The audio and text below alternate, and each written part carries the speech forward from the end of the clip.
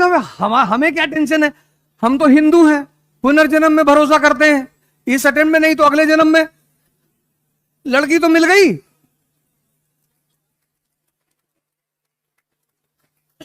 ऊर्जा है, इसीलिए इस देश में शिवलिंग को मंदिर में बनाया गया। उसके ऊपर कोबरा साहब, विज्ञान भैरव तंत्र एक किताब है, कभी तुम्हें मौका लगे जरूर पढ़ना। Conversion of energy. जो बच्चा है, बच्चा, वहां सेक्स हार्मोन एक्टिव नहीं है, इसलिए बच्चे की जो सबसे बड़ी तमन्ना है ना, वो है चॉकलेट। उससे बड़ी उसकी तमन्ना नहीं है, स्त्री उसकी तमन्ना नहीं है, पुरुष उसकी तमन्ना नहीं है, उसकी तमन्ना है चॉकलेट। फिर बुजुर्ग, उसकी तमन्ना बहुत है, ताकत नहीं है। तमन्ना उसकी भी है लेकिन ताकत नहीं है। पूरी सुन लो, ये जो युवा अवस्था है ना, अब बाबा रामदेव को समझ में आ गई ये बात, बाबा रामदेव को समझ में आ गई, तुमको परेशान कर रही है। उस आदमी ने ओवरकम कर लिया, 10,000 करोड़ का मालिक है। कपिल शर्मा के शो में आया था, किसी की हिम्मत नहीं पड़ रही थी उसके साथ एक्रोबेट तो एक्सरसाइज वगैरह करते हैं, किसी की हिम्मत नहीं पड़ रही थी उसके सामने परफॉर्म करने की। 10,000 करोड़। और कपिल शर्मा मुकेश अंबानी की बेटी की शादी में थाली उठाएंगे, बाबा रामदेव नहीं उठाएगा। मुकेश अंबानी की इतनी औकात नहीं है कि वो बाबा रामदेव से कहते कि मेरी बेटी की शादी में तुम थाली उठा लो, किसी गेस्ट को दे दो। मुकेश अंबानी की बेटी की शादी में एक बड़ी प्यारी घटना घटी। बॉलीवुड के जो कलाकार हैं उसको बुलाया उसने और कहा तुम लोग जितने भी गेस्ट आए हैं सबको सर्व करोगे। क्या संदेश दिया उस आदमी ने। पैसा होने से सब कुछ नहीं है, लेकिन यह बात वो सदगुरु से नहीं कह सकता था। ज्ञान सर्वोच्च है, तब भी था, आज भी है और कल भी रहेगा। वो बाबा रामदेव से मुकेश अंबानी नहीं कह सकते कि आप हमारे यहां गेस्टों का आदर करेंगे और उनको माला पहनाएंगे, उनको खाना सर्व करेंगे। नहीं नहीं नहीं, नहीं। क्योंकि शक्ति ही तो है। और अगर वो शक्ति, और वो शक्ति एक समय आएगा, इसलिए मैंने बड़े सारे वीडियोस डाले यूट्यूब पे कि कन्वर्जन, धर्म का जो सबसे बड़ा सिद्धांत है वो है कन्वर्जन, लेकिन एक है सूडो कन्वर्जन। खत्म, श्यामलाल बन गया शमशुद्दीन, नाम चेंज करने से थोड़ी कुछ होता है। श्यामलाल बन गया सैमुअल, लेकिन ये सूडो कन्वर्जन है। जो ओरिजिनल कन्वर्जन, अल्लामा इकबाल कहते हैं ना, कुछ बात है कि हस्ती मिटती नहीं हमारी।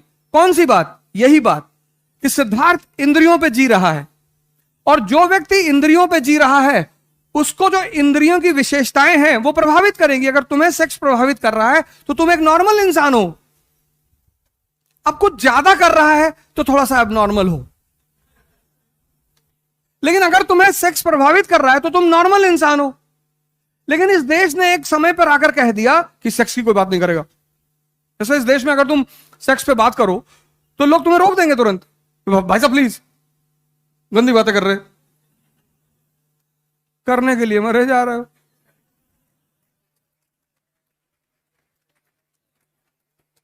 बात तो कर लो। तो वो आचार्य रजनीश ने जब पहली बार वो प्रवचन दिया जिसपे वो किताब बनी संभोग से समाधि, और बड़ा बवाल हुआ इस देश में, भ्रष्ट आदमी है ये। यही एकमात्र देश है दुनिया का जहां दीवालों पे हर जगह लिखा हुआ है निराश पुरुष मिले। तुम इंद्रियों पे हो, तुम इंद्रियों से गवर्न हो रहे हो।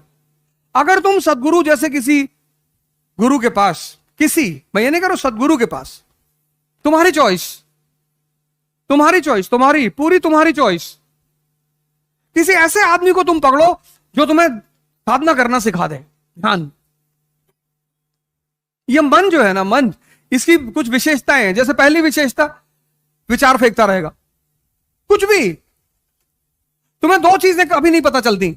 एक, विचार आ कहां से रहे हैं। तुम 40 घंटा आंख खोल करके बैठ सकते हो, लेकिन तुम 4 मिनट आंख बंद करके नहीं बैठ सकते। उसकी सबसे बड़ी वजह यह है कि विचार कहां से आ रहे ये नहीं पता। अगर ये पता चल जाए कहां से आ रहे तो हम उन्हें तुरंत पकड़ ले। और दूसरी, कब कौन सा विचार आएगा। मैं क्लास ले रहा था तो एक लड़का उठा और क्लास के बाहर चला गया। अक्सर जाते ही लोग, फिर आया बैठा, फिर 5-10 मिनट बाद फिर चला गया। तो हम सोचते कि थोड़ा ऑक्सीजन लेने गया होगा, खींचने उछने गया होगा, पता नहीं क्या पढ़ा रहा है, समझ में नहीं आ रहा। जब वो 5वीं बार उठ के जाने लगा तो मैंने उसको रोका। मैं कहा सर बेचैनी हो रही है। हमने क्यों? कहा सर मुझे ऐसा लग रहा है कि भूकंप आ रहा है। अबे मैंने कहा जब लग रहा है तो हमें भी बता। मतलब तुम इतने दुष्ट आदमी हो कि तुमको लग रहा भूकंप आ रहा है, तुम सोच रहे हो कि बढ़िया है, गिर जाएगा ईद तो हम निकल ले। और बेसमेंट की क्लास, बेसमेंट की एक दरवाजा। हमने कैसे लग रहा है? कहा सर विचार आ रहा है। हमने कहा हाँ बैठो, मरोगे नहीं, बैठो।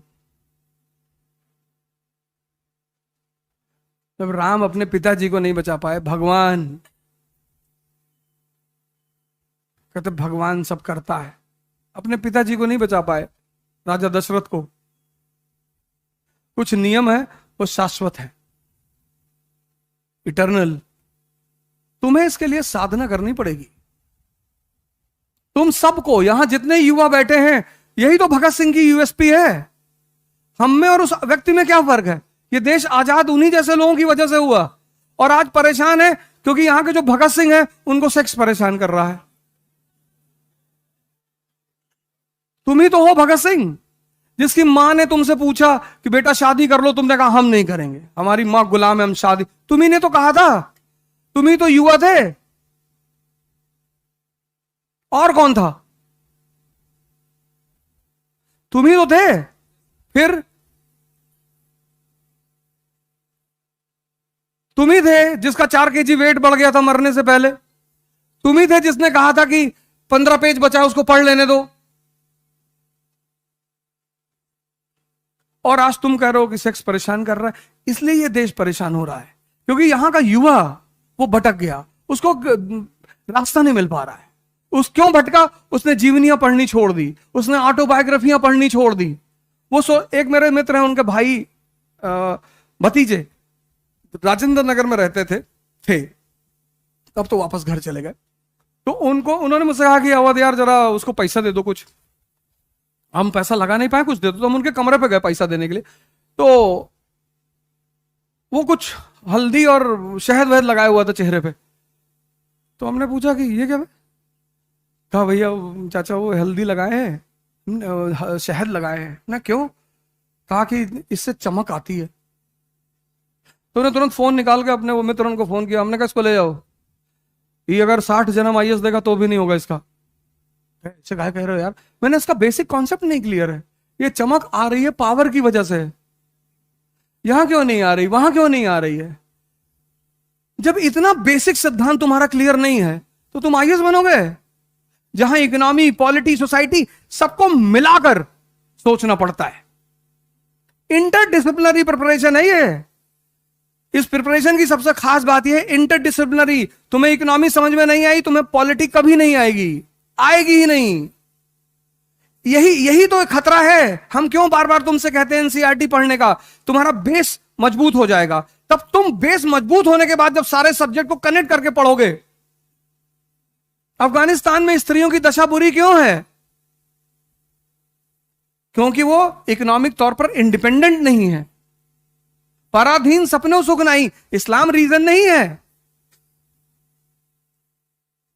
इस प्रिपरेशन की सबसे अहम पहलू क्या है? इंटरडिसिप्लिनरी। यहां तुम सेग्रीगेट करके नहीं पढ़ सकते।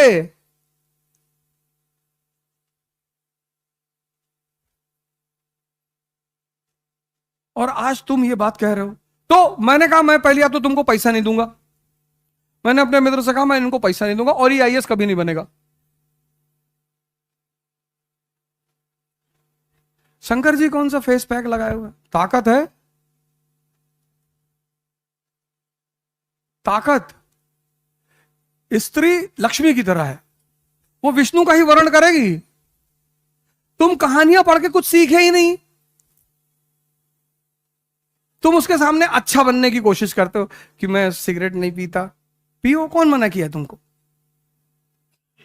जहर भी पीना चाहिए,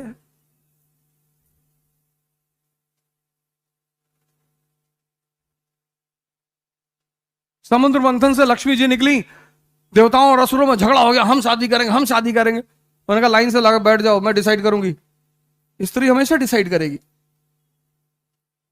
फिर जब दोनों लोग लाइन से डिसिप्लिन में बैठ गए, वो समझ गई पागल हैं। उसने दूर सागर में देखा एक आदमी शेषनाग पे लेटा। उसने कहा ये कौन है? बोले विष्णु है। बोले इसको पता है मैं बाहर आई हूं? बोले पता है। बोले फिर भी जाके उन्होंने उनको माला पहना दी। इनविंसिबल है ना ताकत। ये दोनों लोग देखते रह गए और माला ऐसे आदमी को पहना दी जो हमेशा लोड करके रखा हुआ है कि उल्टा सीधा बोले तुरंत डाल देंगे खटाक से।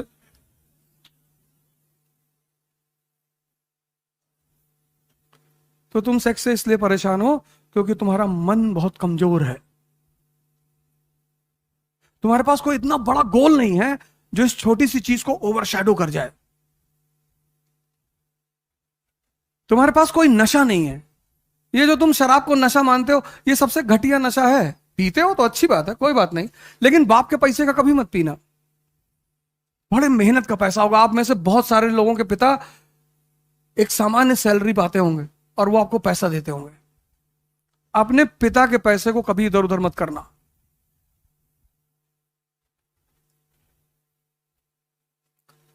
हम भी तो मिडिल क्लास से है ना। हमारे पिताजी पोस्ट ऑफिस में थे।